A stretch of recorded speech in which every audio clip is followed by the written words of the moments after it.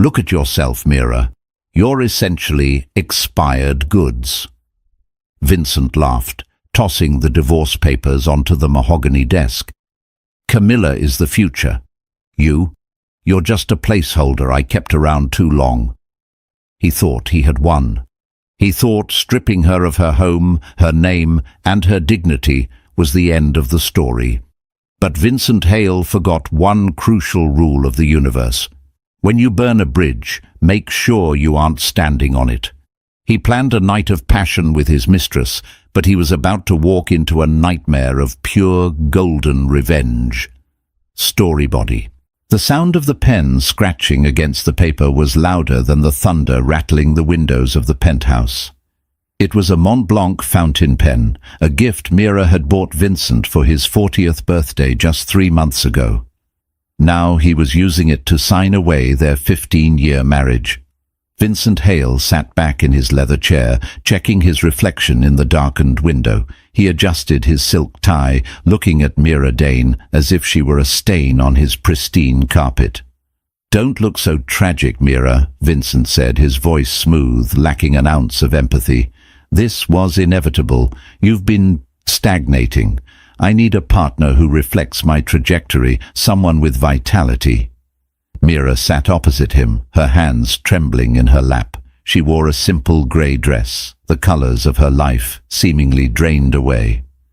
"Stagnating," she whispered, her voice cracking. "Vincent, I quit my job at the gallery to run your mother's estate. I managed your schedule, your diet, your life so you could focus on the firm. I built this life with you." Vincent scoffed, standing up to pour himself a glass of whiskey. He didn't offer her any. "You managed a household, Mira. Any maid could do that. Camilla understands the industry. She understands networking. She's vital to my image at Hale Dynamics." "She's your secretary, Vincent," Mira said, a spark of anger finally igniting in her chest. "And she's 22. She is 24, Vincent corrected sharply. "And she makes me feel alive. You make me feel tired." He tossed the papers across the desk. They slid to a halt, right at Mira's fingertips. The bold header, "Dissolution of marriage," stared up at her. "The terms are generous," Vincent continued, checking his Patek Philippe watch impatiently. "You get the townhouse in the suburbs and a stipend for 2 years. After that, you're on your own. I'm keeping the penthouse, the portfolio, and the cars, obviously." Mira looked at the man she had loved since college. His handsome face, once warm with ambition, had hardened into a mask of greed. He wasn't the man who used to share instant noodles with her in a cramped studio apartment. That man was dead. "I don't want the townhouse," Mira said softly. Vincent raised an eyebrow. "Oh, going to play the martyr and live on the streets?" "I want the stocks in the Project O startup," she said. Vincent barked out a laugh. "Project O? That failing tech dumpster fire. Mira, be serious. The shares are worthless. I was going to write them off as a tax loss this quarter." "Then let me have them," she insisted. "Give me the worthless shares and I'll sign right now. I won't ask for alimony." Vincent's eyes narrowed. He was a shark, always looking for the angle, but he couldn't see one here. He knew the financials. Project O was a sinking ship. If she wanted to strap herself to an anchor, why should he stop her? It would save him thousands in monthly alimony payments. "Fine," he sneered, grabbing the pen and scribbling an amendment in the margins. "You want the trash? Take it. Just sign the damn papers. Camilla is waiting for me downstairs in the Aston Martin. We have a dinner reservation at Le Bernardin." The mention of the restaurant, where Vincent had proposed to Mira, stung like a physical slap. But Mira didn't flinch. She took the pen. The weight of it felt cold. She signed her name, Mira Dane, reclaiming her identity with every stroke of ink. "Done," she said, standing up. She didn't look at the papers again. "Good," Vincent said, already turning away to grab his coat. "Leave your keys on the table. You have 24 hours to vacate the premises." Mira walked to the door, pausing with her hand on the brass handle. "Vincent," she said. He sighed, exasperated. "What? You think you're trading up?" she said, her voice eerily calm, "but you're just trading gold for glitter. Don't be surprised when it fades." Vincent laughed, a cruel, barking sound. "Goodbye, Mira. Have a nice life." She walked out into the hallway, the heavy oak door clicking shut behind her. It was the sound of a prison cell opening, not closing. She took the elevator down, bypassing the lobby to avoid seeing the silver Aston Martin DB11 parked out front. She walked out the side exit into the pouring rain. She had no umbrella. The water soaked through her dress instantly. She clutched her purse to her chest, shivering. She had no home, no husband, and a portfolio of worthless stocks. But as the rain washed away the hairspray and the makeup, Mira felt something strange. She felt light. 3 months later, the reality of liberation felt more like starvation. Mira was living in a studio apartment in Queens that smelled perpetually of boiled cabbage from the neighbor's unit. The generous stipend Vincent had mentioned turned out to be legally tied up in escrow due to a clerical error his lawyers were taking their sweet time to fix. She was surviving on savings that were rapidly depleting. She sat on a second-hand futon, staring at her laptop. The screen displayed the stock ticker for Project O. It had dropped another 2% today. "Come on," she whispered, tapping the screen. "I know you're in there." Mira wasn't just a housewife. Before Vincent, she had been a rising star in art valuation and asset management. She had an eye for potential, for seeing value where others saw ruin. She had studied Project O for months before the divorce. It wasn't failing because the tech was bad. It was failing because the management was incompetent. They had a patent for a renewable energy algorithm that was revolutionary, but they were marketing it as a gaming optimization tool. She needed a job, but at 38, with a 15-year gap in her resume, the doors weren't just closed, they were bolted. Her phone buzzed. It was a notification from LinkedIn. Application rejected. That made 10 this week. She sighed and opened a new tab. She navigated to the website of Thorn Enterprises. It was a global conglomerate run by the enigmatic Julian Thorn. They were known for aggressive acquisitions and luxury branding. They were hosting an open recruitment drive for a junior analyst, an entry-level position meant for 22-year-olds fresh out of Harvard. Mira applied. In the cover letter, she didn't list her household management skills. She wrote a single paragraph analyzing Thorn Enterprises' recent acquisition of a French vineyard, pointing out exactly why their rebranding strategy would fail in the Asian market unless they adjusted the bottle design to reflect specific cultural color theories. It was a gamble. It was arrogant. It was her only shot. 2 days later, she received an email, not from HR, but from the office of the CEO. "Mr. Thorn requests your presence. Tuesday, 9 a.m. Do not be late." Tuesday morning, Mira wore her last good suit, a navy Chanel vintage piece she had saved from the purge of her closet. She stood in the glass and steel lobby of the Thorn Tower, feeling painfully out of place among the sea of young men in sharp suits and women with perfect blowouts. When she was ushered to the top floor, the atmosphere changed. It was quiet here. The air smelled of teakwood and old money. The assistant, a severe-looking woman with glasses, opened the double doors. "He will see you now." Julian Thorn was standing by the window, looking out over the Manhattan skyline.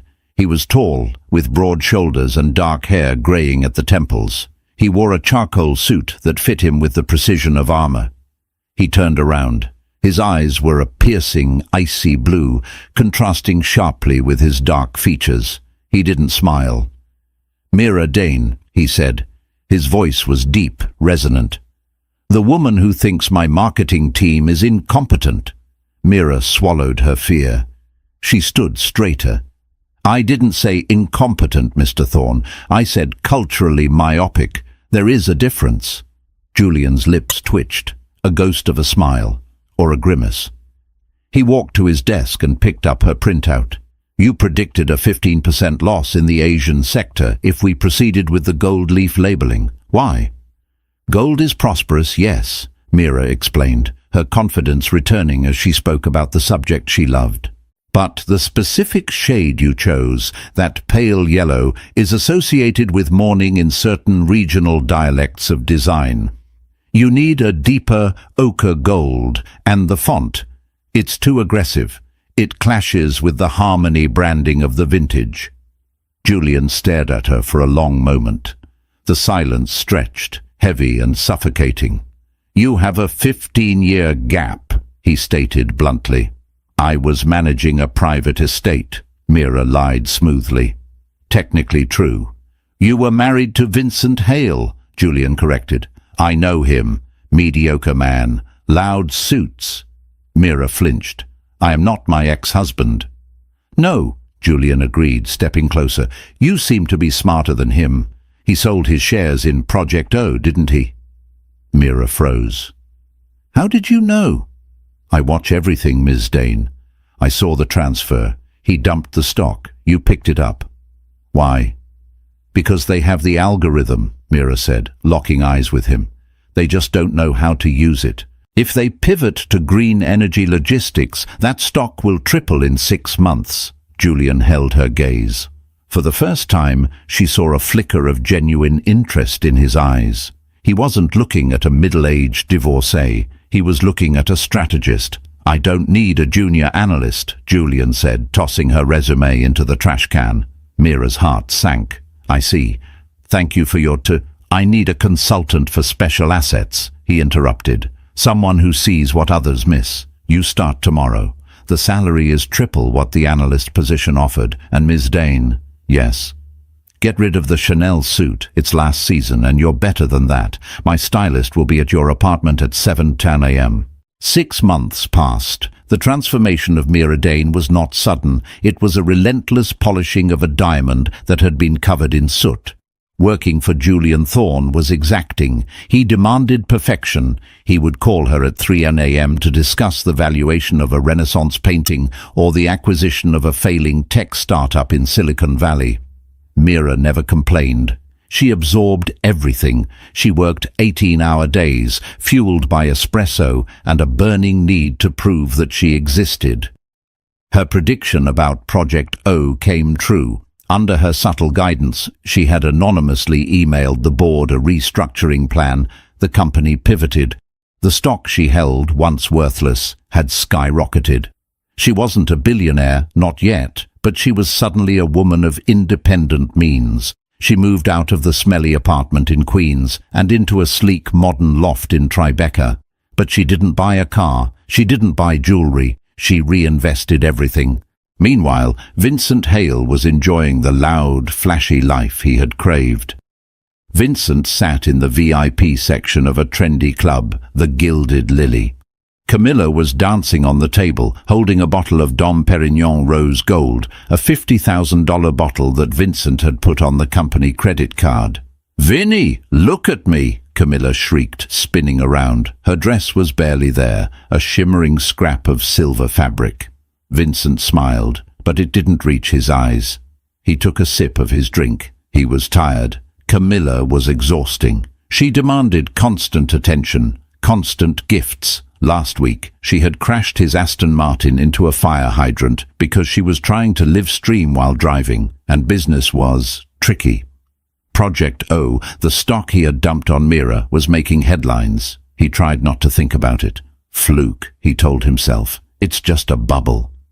"Babe," Camilla hopped down, landing in his lap. She smelled of cloying vanilla perfume and sweat. "Did you get the invites?" "What invites?" "The Obsidian Gala," she whined. "Everyone is going. It's at the Ritz next week. It's hosted by Thorne Enterprises. If we go, we can network. I need to be seen there, Vinny. My followers are asking." Vincent stiffened. The Obsidian Gala. It was the most exclusive event of the decade. Tickets weren't sold. They were granted. "I'll make some calls," Vincent grunted. "Thorne is a competitor, but he respects me. Professional courtesy." He didn't mention that his last 3 calls to Julian Thorne's office had been blocked. Back at Thorne Tower, the atmosphere was electric.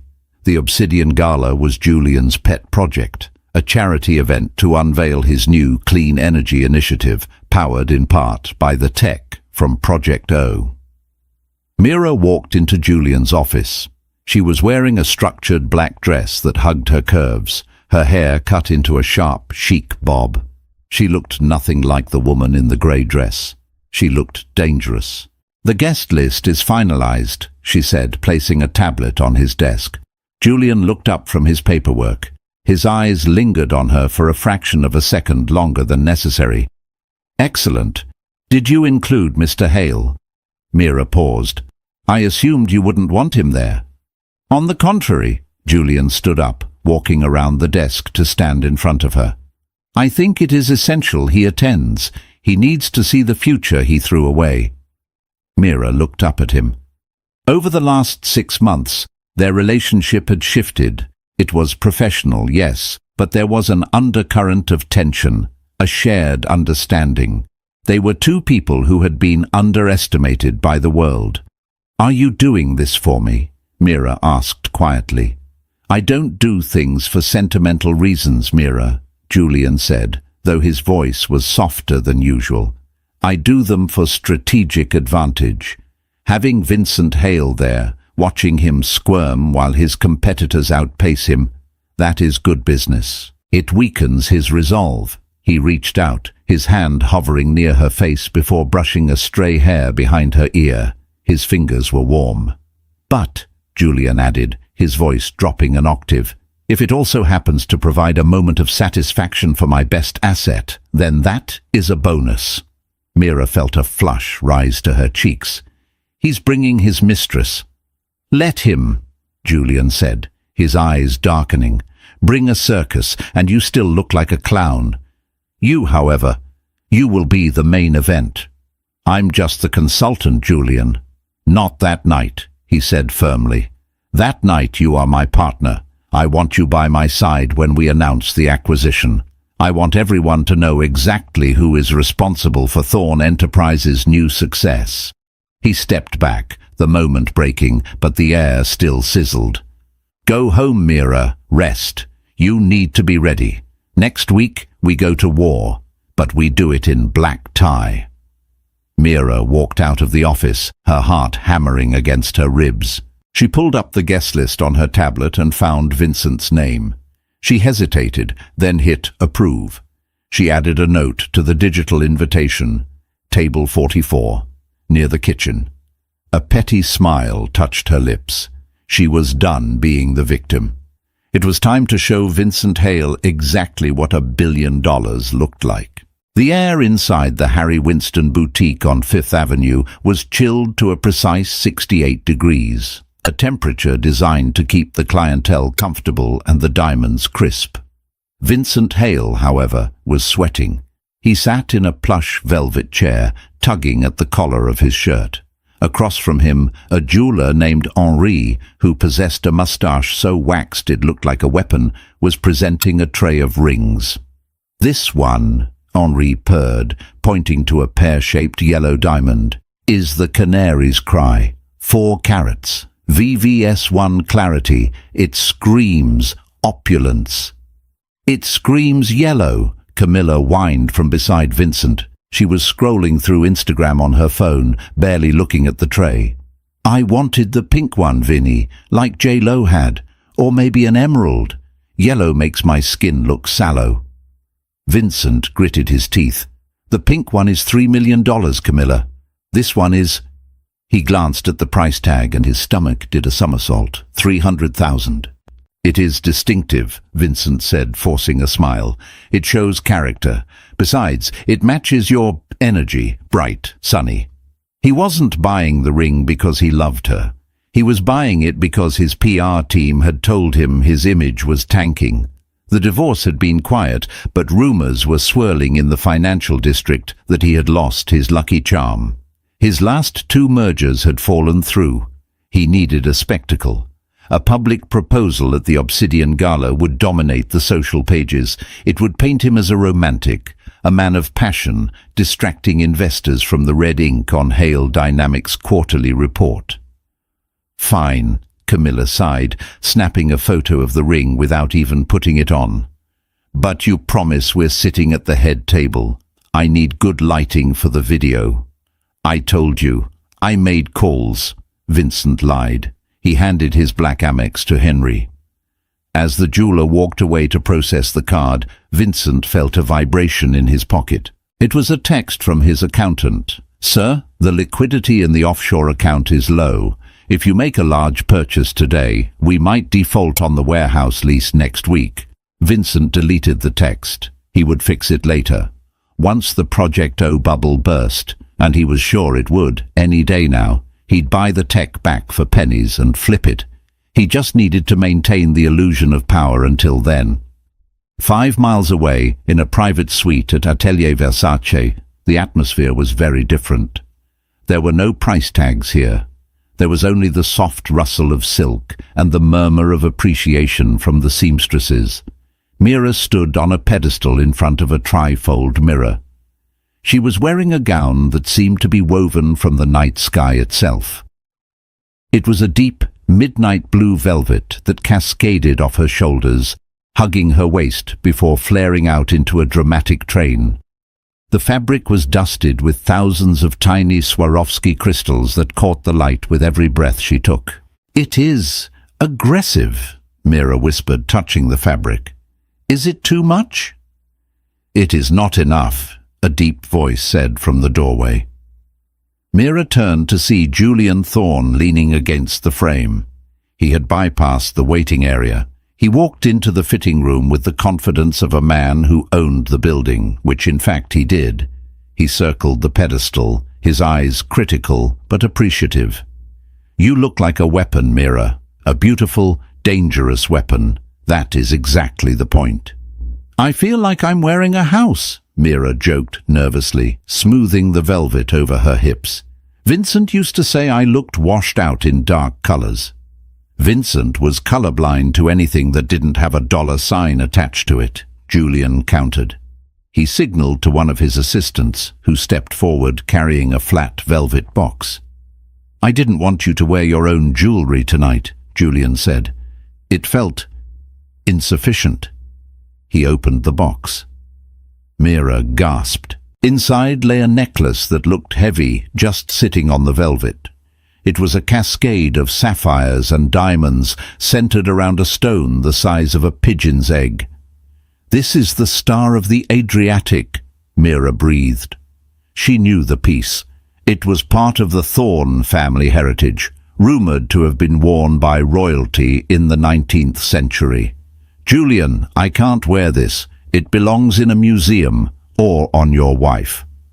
The room went silent. The seamstresses pretended to be very busy with their pins. Julian looked up at her, his expression unreadable. "My wife passed away 10 years ago, Mira. She loved this piece because she said it reminded her of the ocean. It hasn't been worn since." He took the necklace out, the gems clicking softly. He stepped up onto the pedestal behind her. Mira felt the cold metal against her skin, then the warmth of his fingers as he clasped it at the nape of her neck. "You are wearing it," Julian whispered near her ear, sending a shiver down her spine. "Because tonight you are not just my consultant. You are the proof that I was right, and I like to show off my victories." He stepped back, and their eyes met in the mirror. The blue of the sapphires matched the intensity of his gaze perfectly. "Do not cower tonight, Mira," he commanded softly. "Stand tall. Let them see what they lost." The night of the Obsidian Gala, the sky over Manhattan broke open. It wasn't just rain. It was a deluge, a curtain of water that turned the streets into rivers of oil and neon reflections. Vincent's evening began to disintegrate before he even left his penthouse. His Aston Martin was still in the shop. Parts were on back order from Italy, so he had ordered a limousine service. But due to the weather and a mix-up with the booking agency, which he blamed on his new assistant, a terrified girl named Sarah, the car that arrived was not a stretch limo. It was a Lincoln town car, a reliable, boring airport shuttle sedan. "I am not getting in that," Camilla shrieked, standing under the awning of their building. She was wearing a dress made of pink tulle that looked less like high fashion and more like an exploded cupcake. "It looks like an Uber, Vinnie. Just get in," Vincent snapped, shoving her into the back seat to avoid getting his tuxedo wet. "It's raining, Camilla. No one will see the car." They sat in silence during the ride to the Ritz-Carlton. The windows fogged up. The air conditioning was weak. Vincent checked his phone incessantly, looking for the seating chart confirmation. He still hadn't received it. Probably a surprise, he told himself. Thorne likes drama. When they arrived at the Ritz, the chaos was palpable. The main entrance was jammed with Rolls-Royces, Maybachs and Bentleys. Flashbulbs popped like strobe lights, illuminating the celebrities and titans of industry walking the red carpet under a massive heated tent. The town car driver, intimidated by the line of supercars, pulled toward the secondary entrance, the one usually reserved for hotel guests and staff. "What are you doing?" Vincent barked. "Go to the main drop-off." "Police have it blocked, sir," the driver said. "Only vehicles with the gold permit." "I am a gold permit," Vincent yelled, but it was useless. They were ushered to the side door. There was no red carpet here, just a wet sidewalk and a valet who looked bored. Vincent stepped out into a puddle, soaking the hem of his trousers. He opened an umbrella, but the wind inverted it instantly. Camilla screamed as the rain plastered her bangs to her forehead. "My hair!" she wailed. "Vinnie, do something! Walk!" he ordered, grabbing her arm. They scurried into the side lobby like wet rats, bypassing the photographers entirely. No one took their picture. No one asked who they were. They checked their coats. Camilla was shivering and pouting, and made their way to the check-in desk at the entrance of the grand ballroom. The hostess, a woman with immaculate posture, scanned their digital invite. "Ah, Mr. Hale," she said, her tone polite but distant. "And guest. You are at table 44. 44? Vincent frowned. "There must be a mistake. I'm supposed to be near the front. Mr. Thorne and I are colleagues." "Table 44 is the assignment, sir," she said, already looking past him to the next guest. Vincent grabbed Camilla's hand and stormed into the ballroom. It was a sea of black ties and designer gowns, lit by thousands of floating candles. It was breathtaking.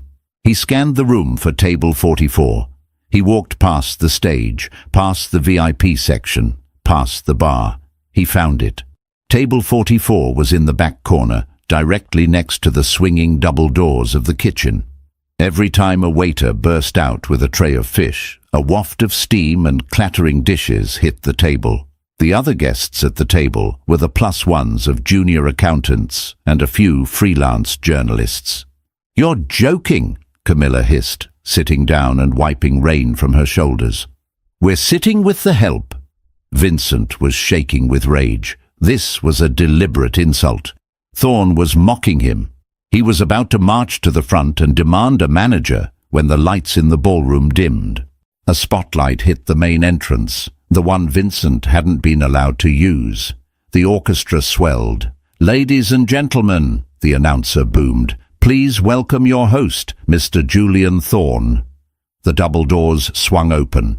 Julian walked in, looking like a king in a tuxedo that fit him like a second skin. He exuded power. The room broke into applause. But then the applause faltered, shifted, and grew louder. Confused whispers rippled through the crowd, because Julian wasn't alone. On his arm was a woman. She was stunning. The midnight blue velvet dress moved like liquid around her. The diamonds at her throat blazed under the spotlights. She walked with a grace that made the supermodels in the room look clumsy. Her chin was held high, her expression serene and regal. Vincent squinted. He knew that walk. He knew the curve of that neck. But it was impossible. The woman turned her head slightly to acknowledge the crowd, and the spotlight caught her face. Vincent's glass of whiskey slipped from his fingers. It shattered on the floor, splashing onto his patent leather shoes. "Mira?" he whispered. "Who is that?" Camilla asked, staring jealously at the necklace. Is that a celebrity? That's my wife, Vincent mumbled, his brain short-circuiting. Ex-wife, a man at the table corrected him. And buddy, I think she just won the breakup. The dinner service was a blur of agony for Vincent. He couldn't taste the truffled risotto. He couldn't taste the filet mignon. All he could do was stare at the center table, table 1, where Mira was seated next to Julian Thorne. She was laughing. She was leaning in to whisper something to the mayor of New York, who was nodding enthusiastically. She looked important. "Stop staring, Vinny," Camilla snapped, sawing at her steak. "It's embarrassing. So she got a sugar daddy. Big deal. You have me." Vincent looked at Camilla. She had spinach in her teeth. She was scrolling on TikTok under the table. She was talking about her subscriber count. Suddenly the vitality he had prized so much just looked like immaturity. The stagnation he had accused Mira of now looked like composure. "I need to talk to her," Vincent muttered. "You are not going over there," Camilla hissed. "We have the plan, the proposal. Remember, you're going to do it during the dessert course. The waiter is bringing the cake with the sparklers." "Forget the damn cake," Vincent snapped, causing the freelance journalist next to him to jump. He needed to gauge the situation. He needed to know if Mira was vindictive. If she was sleeping with Thorne, she might poison his business deals. He needed to smooth things over, remind her of the good times. He stood up, adjusting his jacket. "I'm going to the restroom." He didn't go to the restroom. He weaved through the tables, moving toward the front of the room. He felt the eyes of his peers on him. Some whispered, some smirked. They knew. In this circle, everyone knew everything. He approached table 1 just as the dessert wine was being poured. Julian saw him first. The billionaire didn't look surprised. He looked bored. "Vincent," Julian said, his voice carrying over the low hum of conversation. "I see you found your seat. Was the draft from the kitchen manageable?" Mira turned slowly. Up close she was even more breathtaking. The lines of worry that had defined her face in the last years of their marriage were gone. Her skin glowed. Her eyes were sharp, intelligent, and completely devoid of the adoration he was used to. "Hello, Vincent," she said. Her tone was polite, indifferent, like she was greeting a distant cousin she didn't particularly like. "Mira," Vincent said, trying to summon his old charm. He rested a hand on the back of her chair, a possessive gesture. "You look expensive." "I am," she replied coolly. "Self-made wealth usually is." "Is that what we're calling it?" Vincent chuckled, glancing at Julian. "Sleeping your way to the middle?" The table went silent. The mayor put down his fork. Julian didn't get angry. He smiled, a terrifying shock-like expression. He stood up, towering over Vincent. "Ladies and gentlemen," Julian said, his voice projecting without a microphone, silencing the nearby tables. He picked up a spoon and tapped his glass. The entire ballroom quieted down. "If I could have your attention," Julian announced. He gestured to the stage. "I believe it is time for the keynote address. I was originally going to give this speech regarding the launch of our new green logistics division, but I realized that the credit belongs to the architect of the project." He turned to Mira and offered her his hand. "Ms. Dane, the floor is yours." Mira stood up. She didn't look at Vincent. She walked past him, her velvet train brushing against his legs like a physical dismissal. She took the stage. Vincent was left standing there, awkward and exposed. He couldn't walk away now. He was frozen. Mira adjusted the microphone. She looked out at the sea of faces. 500 of the most powerful people in the world. "6 months ago," Mira began, her voice steady and clear, "I was told that I was stagnant. I was told that my value had expired. I was told that in a world of rapid innovation I was just a placeholder." She paused. Her eyes scanned the room and locked onto Vincent, who was still standing by her table like a lost child. But in finance, as in life, we often mistake volatility for value, she continued. We chase the shiny, the new, the loud. She glanced briefly toward table 44, where Camilla was waving a sparkler that a confused waiter had just delivered. We forget that true wealth is built on stability, on vision, on the ability to see potential in what others have discarded. She clicked a remote. The massive screen behind her lit up. It showed the growth charts for Project O, now rebranded as Viridian Systems. The curve was exponential. This technology was considered trash by some, Mira said, a small, knowing smile playing on her lips. It was written off, abandoned. But under the umbrella of Thorn Enterprises, and with the correct strategic oversight, it has become the backbone of our new logistic network. As of this morning, Viridian is valued at $400 million. A gasp went through the room. Vincent felt the blood drain from his face. 400 million. He had given it to her. He had literally written it into the divorce decree to save a few $1,000s in alimony. So, Mira concluded, raising her glass, here is to the discarded, to the underestimated, and to the trash that turns into treasure. May you all have the wisdom to know the difference before you sign it away. The room erupted in applause. It was a standing ovation. Julian was the first to stand, clapping loudly, his eyes beaming with pride. Vincent couldn't move. He felt like he was suffocating. The applause sounded like thunder, like the storm outside, like the laughter of the gods. He looked back at table 44. Camilla was filming the applause for her story, oblivious to the fact that the woman on stage had just destroyed their financial future. Vincent realized, with a sickening jolt, that the night wasn't over. And the karma Mira had promised wasn't done with him yet. The applause had long since faded, replaced by the polite murmur of 500 wealthy guests digesting both their crème brûlée and the scandal they had just witnessed. For Vincent Hale, however, the noise in his head was deafening. It was a mixture of panic, whiskey, and the high-pitched whining of Camilla Rowan. 400 million, Camilla hissed, her nails digging into the tablecloth of table 44. You told me she was broke. You told me she was living in a box in Queens. You said you gave her trash. Keep your voice down, Vincent snapped, wiping sweat from his forehead with a linen napkin. It's a valuation, Camilla. It's paper money. It doesn't mean she has cash in the bank. It means she has more than you, Camilla shot back, grabbing her clutch. You can't even get your car fixed, and she's up there wearing a necklace that probably costs more than your entire company. Vincent glared at her. The vitality he had left Mira for was now revealing itself as pure, unadulterated avarice. But he couldn't deal with Camilla now. He needed damage control. He needed to get to Mira before she left the building. He saw movement at the front of the room. Mira was descending the stage stairs, Julian Thorne's hand gallantly supporting her elbow. They were surrounded by a phalanx of admirers, CEOs, tech moguls, even the governor. Stay here, Vincent ordered Camilla.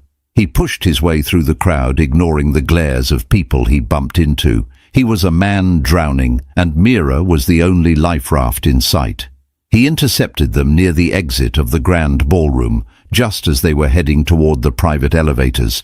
"Mira!" Vincent called out, his voice cracking slightly. The group parted. Julian stopped, his expression hardening into stone. Mira turned, her face impassive.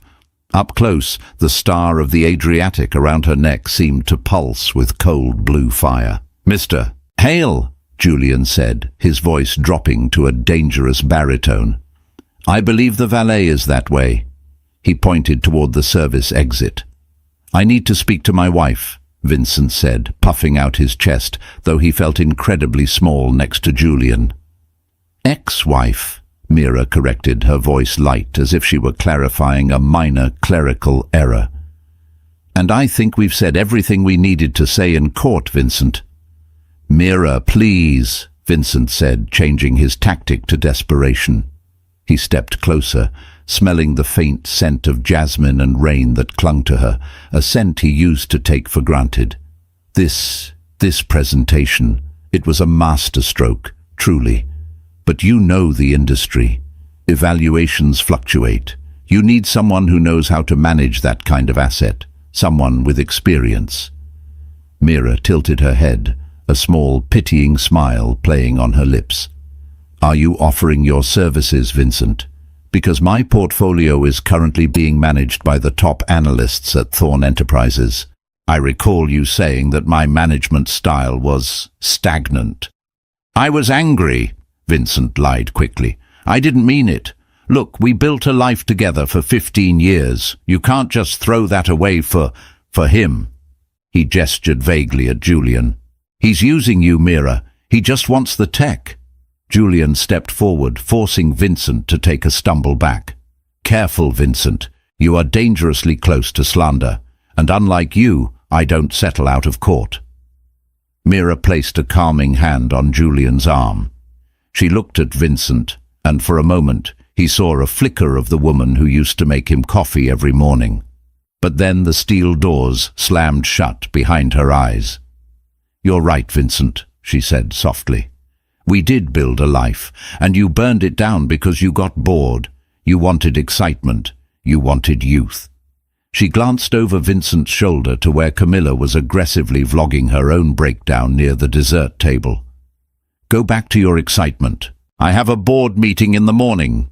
She turned to leave, but Vincent lunged, grabbing her wrist. You owe me, he snarled, the mask slipping completely. That stock was marital property. You tricked me into signing it over. I'll sue you. I'll tie this up in court for years. The silence that followed was absolute. Julian didn't move, but his eyes signaled the security detail standing discreetly by the wall. Mira looked down at his hand on her wrist, then up at his eyes. She didn't pull away. She just stared at him with an intensity that made him flinch. Let go, she whispered. Or what? Vincent challenged, though his grip loosened. Or, Julian interjected, I will have you arrested for assault in front of the governor, the mayor, and the editor of the Wall Street Journal. And then I will make it my personal mission to ensure that Hale Dynamics is audited so thoroughly they'll be counting the staples in your desk drawer. Vincent released her as if burned. Mira smoothed her glove. And, Vincent, you might want to check the fine print of that divorce decree you were so eager to sign.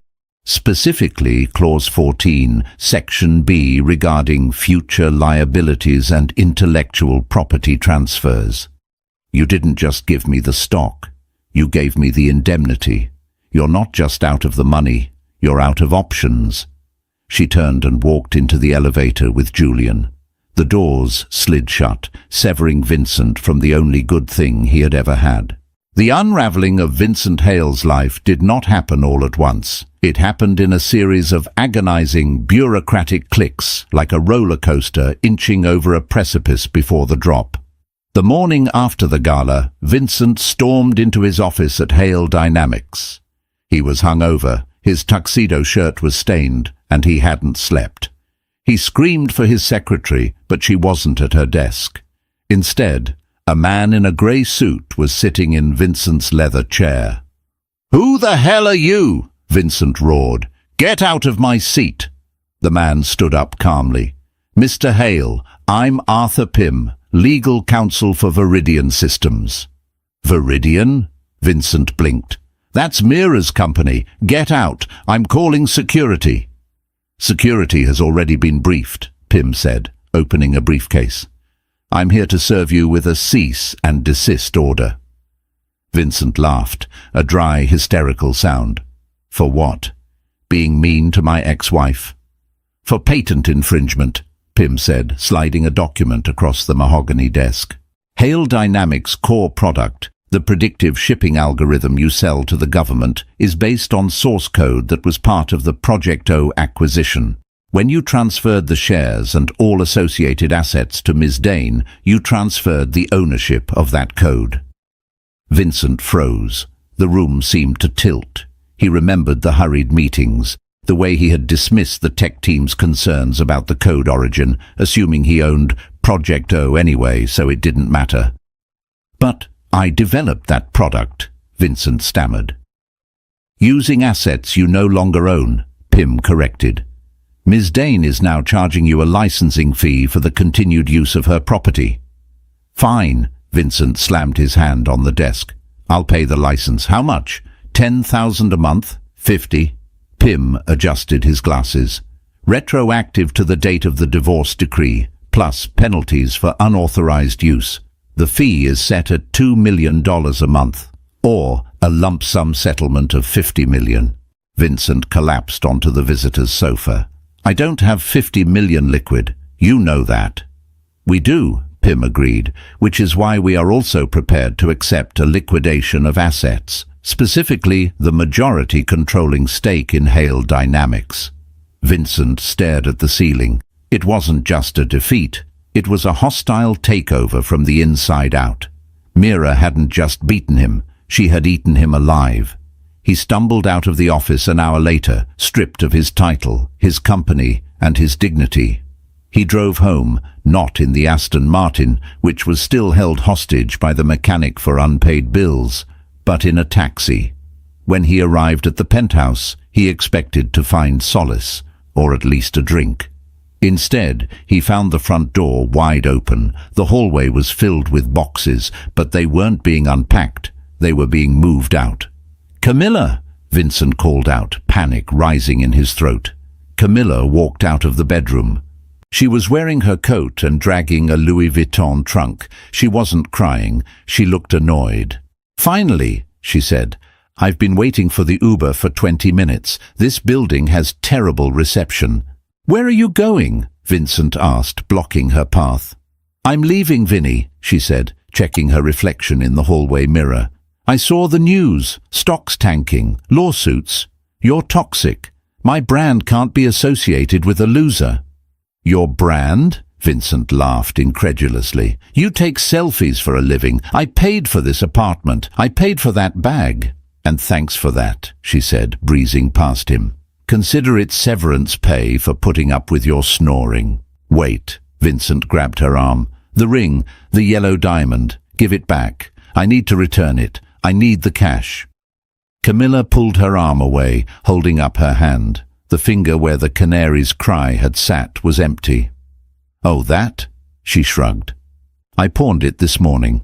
Needed first and last for my new place in Soho. Don't worry, I got a good deal."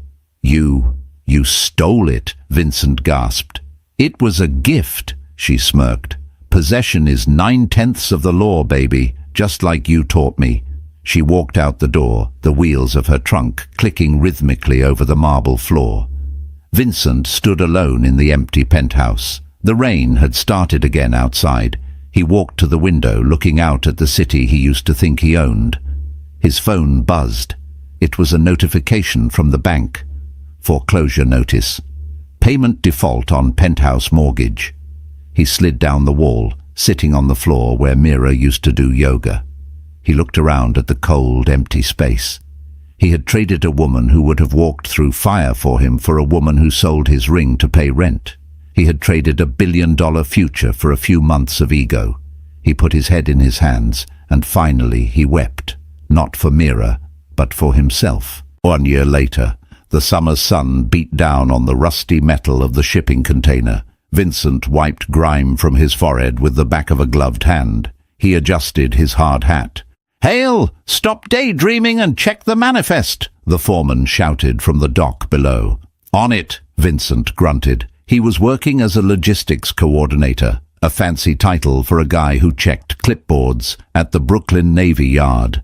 It was ironic, really. He was working in the very industry his former company had tried to revolutionize. Now he was just a cog in the machine. He lived in a small one-bedroom apartment in Jersey City. He took the PATH train to work. He ate sandwiches wrapped in foil. It was a humble life, a quiet life. It was the life he had once mocked Mira for living. He finished checking the container and walked toward the break room. A discarded newspaper was sitting on the bench. He usually ignored the business section. It was too painful. But today, the headline caught his eye. Thorn Dane. Merger redefines global energy. There was a photo. It was taken on the deck of a yacht, the Amalfi Coast glittering in the background. Julian Thorne was there, looking as imposing as ever in white linen. And next to him, laughing at something he had just said, was Mira. She looked radiant. She wasn't just a wife or a partner.